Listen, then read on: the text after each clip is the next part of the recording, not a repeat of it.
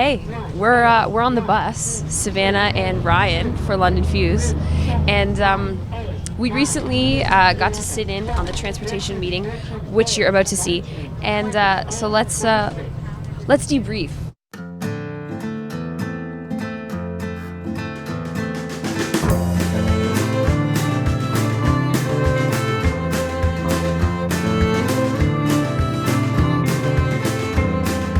My name is Alison Cook, and I work for the City of London, so I'm part of the Transportation Master Plan Review team. What do you do for the City of London?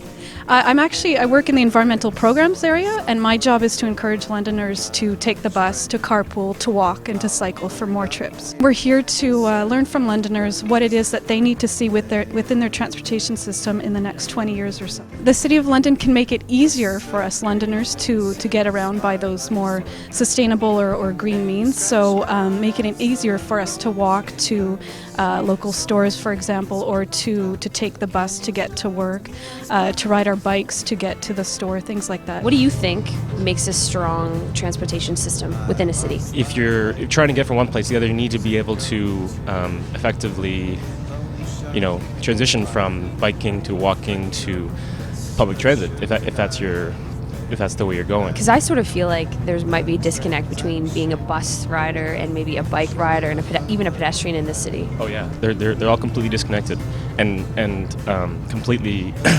subservient to the car. It's all dependent on where you choose to live, obviously, but unless you're downtown, you basically need to drive. What do you think the biggest challenge moving forward with London's transportation system will be for the next 20 years? Well, we have a budget hold at City Hall right now. That could be a challenge. And moving forward, there was talk around the growth projections. I think one of the biggest challenges is, are we entering a period of, kind of sideways growth, nationally or regionally, and that could impact our plans. The plan was projected for 20 years from now. Is that because we really realistically need 20 years to change? Well, that's the way the cities operate. There's some provincial mandate that said you have to have plans that go that far in the future, and yeah, the city governments are just really good at making plans. Implementing and actually making serious changes, not so much all the time, especially here. But yeah, city governments. This is what they're experts in, making 20-year plans. London has to make a big decision about what kind of city it wants to be, because if business as usual, which you could keep on doing, you could keep on sprawling out on the edge, you could keep on everybody driving everywhere, and that's a model. I think it's an unsustainable model, but to make a change, it's one of these things where it's rather like deciding you're just going to get fit and you're going to lose weight.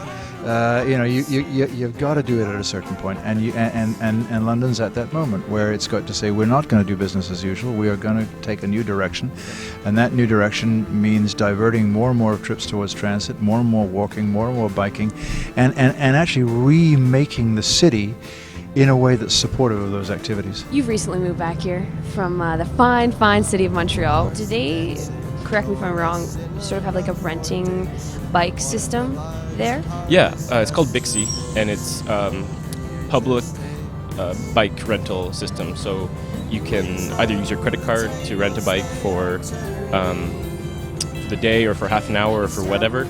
And basically there's stations where you take the bike, you bike for as long as you need. Most bike trips are under half an hour, so half an hour is usually enough, and then you lock it up at another station. London has a purple bike system. Well, Western has a purple bike system. They are operating on a completely different level, much smaller, obviously. But a start, though, right? A legitimate start, indeed. And I'm happy that it's happening, and I think it's great. And I hope that it evolves to incorporate the whole city and in the near future, yeah. From what I understand, you're part of Purple Bikes at Western. You want to talk a little bit about Purple Bikes? Yeah. So Purple Bikes is a two-branch program. We've got our rideshare and our co-op. Our rideshare is for Western students who want to get around London, but their bike is back home in Toronto or wherever they're from, and it's just to get them excited about the idea. And we also have our co-op for those who own bikes, and they can bring them in, get them fixed, learn how to fix them, and it's also a hub in order to talk about cycling around London. Are you confident that there's realistic change in the near future for, public transit? I would say yes, but I think it's not going to happen unless we act. I think there needs to be a concerted, grassroots, community-based effort to